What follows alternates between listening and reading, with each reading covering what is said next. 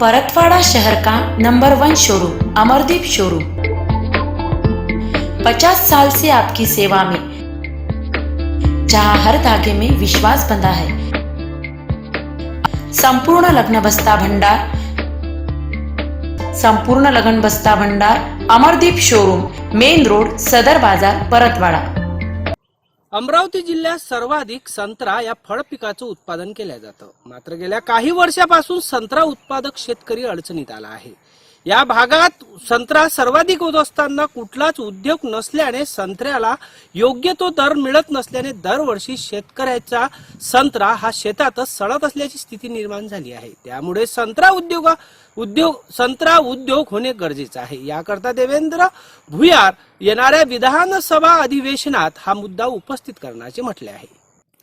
विदर्भाचा कॅलिफोर्निया म्हणून संत्र्याची ओळख आहे। अमरावती आणि नागपूरमध्ये संत्र्यांचा सर्वाधिक उत्पादन घेतलं जातं।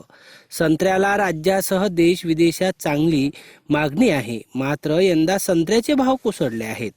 खरं तर संत्रा उत्पादन होणाऱ्या ठिकाणी प्रक्रिया उद्योग होणे गरजेचे आहे।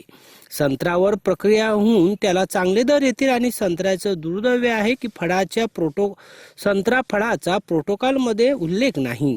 संत्र्याचा उल्लेख देखील इतर फळाप्रमाणे व्हावा यासाठी वरुड मोर्शी विधानसभा मतदारसंघाचे आमदार देवेंद्र भुयार येणाऱ्या अधिवेशनात संत्र्याच्या अनुषंगाने विशेष मुद्दा उपस्थित करणार आहे। प्रोजेक्ट पहाडे, अध्ययन समाचार लाईव्ह। त्याच्यावर ज्यूस असेल, पल्प असेल, इसेन्शियल ऑइल असेल, कॉस्मेटिक पावडर असेल किंवा प्रोटीनयुक्त पावडर असेल, जे प्रक्रिया त्या संत्र्यावर करता येते।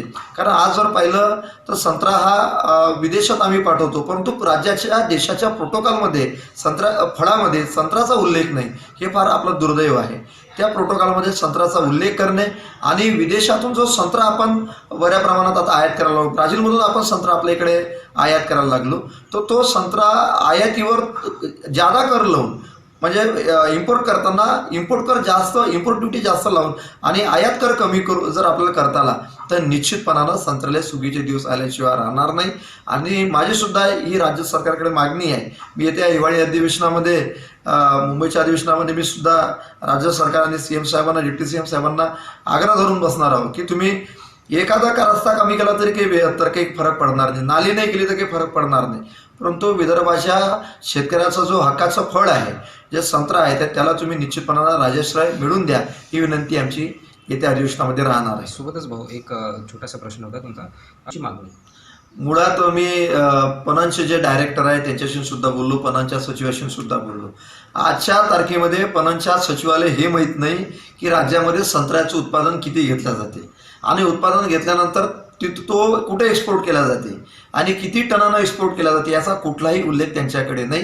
फक्त राज्याच्या डायरेक्टरला फलोत्पादन आणि पणन या दोघांना फक्त एवढंच माहीत आहे की संत्रा बांगलादेशमध्ये पाठवला जाते आणि संत्रा दिल्लीमध्ये पाठवला जाते। याच्या पलीकडे त्या लोकांना काहीही माहीत नाही। म्हणजे कापसाचं किती उत्पादन झालं, किती त्याचं आपण क्रश केला, हे सगळं त्याचं आपल्याकडे अहवाल राहते, परंतु संत्र्याचा अहवाल नाही।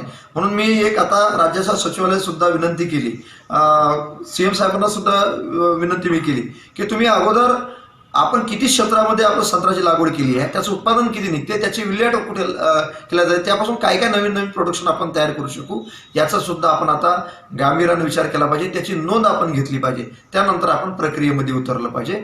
अशा स्वरूपाच्या सूचना आम्ही केलेल्या आहेत त्यांना। एक सगळं मुळात काय आहे का, त्यांचे काही क्षणामुतात हात गेले, ते त्यांचं क्षेत्र वेगळं होतं, परंतु दुर्दैवानं उरुमुर्शूकरांनी आपत्ती अंगावर उडून घेतली आणि अशा अवस्थेत मग 10 वर्ष आम्हाला हेलपाटे नुसतं मोंगिरी लाल की हसीन स्वप्न याच्यामध्ये जगायला लागलं। तर आता मी तसं करणार नाही। मी प्रोजेक्ट आणतो किंवा मी प्रोजेक्ट करणार असं खोकण्यात आणून काही फायदा नाही। प्रत्यक्ष काम दिसलं पाहिजे, लोकांना काम दिसल्यानंतरच लोकांना आनंद मिळतो आणि मी काम केल्याशिवाय मी काही आता उद्या कोणावर टीकाही करणार नाही, कोणावर की बोलणार नाही।